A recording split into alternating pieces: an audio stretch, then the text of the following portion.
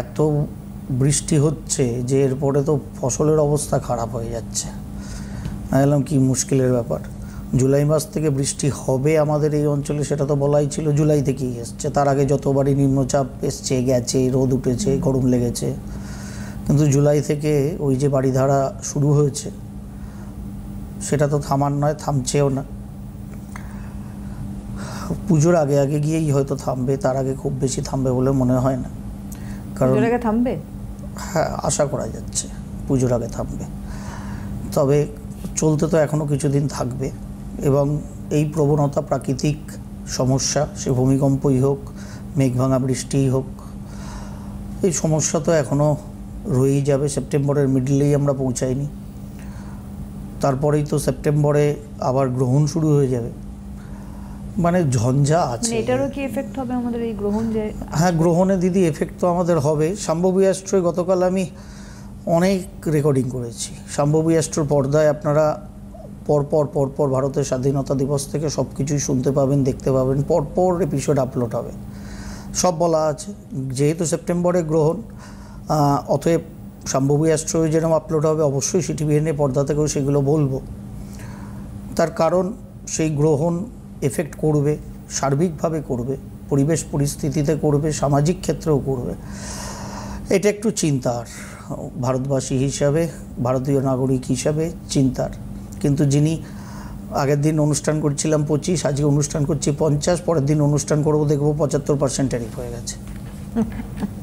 একদম তাক দিন করে এগোচ্ছে, পিংপং বলের মতো চলতে থাক। কী করা যাবে বলুন? যখনই কুম্ভতে রাহু এবং সিংহ রাশিস্থ কেতু এসেছিল, ওই রাহু কেতুর এপিসোড সিটিভিএনের পর্দা থেকেও শোনেন বা আমার শাম্ভবী অ্যাস্ট্রো পর্দা থেকেও শোনেন। বলাই ছিল যে আমেরিকার অর্থনৈতিক ক্ষেত্রে ট্রাবল আসবে। আমেরিকা ট্যারিফ সবার ওপর চাপাচ্ছে, সারা বিশ্ব দুনিয়ায় ট্যারিফ চাপাচ্ছে। চাপিয়ে নিজেরা অর্থনৈতিক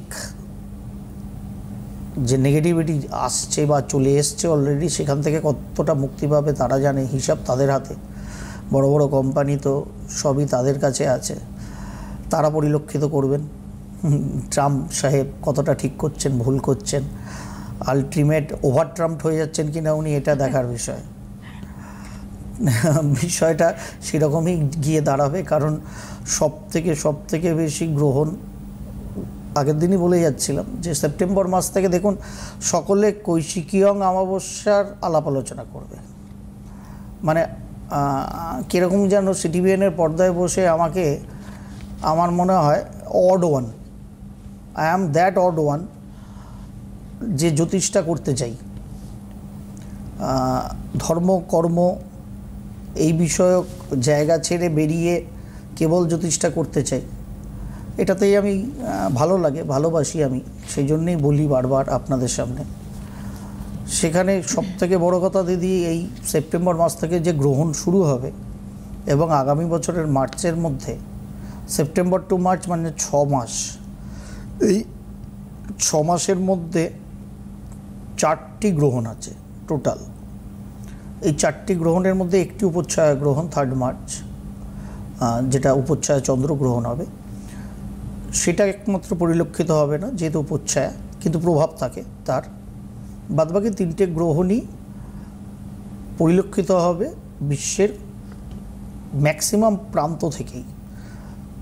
21শে সেপ্টেম্বরে সূর্যগ্রহণ আছে, 7ই সেপ্টেম্বর ফুল লুনার এক্লিপস হবে, তারপরে 21শে সেপ্টেম্বর আংশিক সূর্যগ্রহণ হবে। সেটা একমাত্র মেক্সিকো, কানাডা এবং আমেরিকা থেকে দেখা যাবে, বাদবাকি কোথাও থেকে দেখা যাবে না। কিন্তু 6 মাসের মধ্যে 4টি গ্রহণ, আগের দিনই বলে গিয়েছিলাম 4টি দেশ। পরে বাড়ি গিয়ে হিসাব করে দেখলাম আরও একটি দেশ আসছে তার খপ্পরে। তা সেই 5টা দেশ নিয়েই বিশদে আলাপ আলোচনা করা হয়ে গেছে শাম্ভবী অ্যাস্ট্রোয়। অবশ্যই সেপ্টেম্বর মাসের আগে অগস্টের এন্ডে তার পাবেন, যাই হোক সেটা আলাদা প্রশ্ন। বৃহৎ পাবেন, বৃহৎ পরিচয়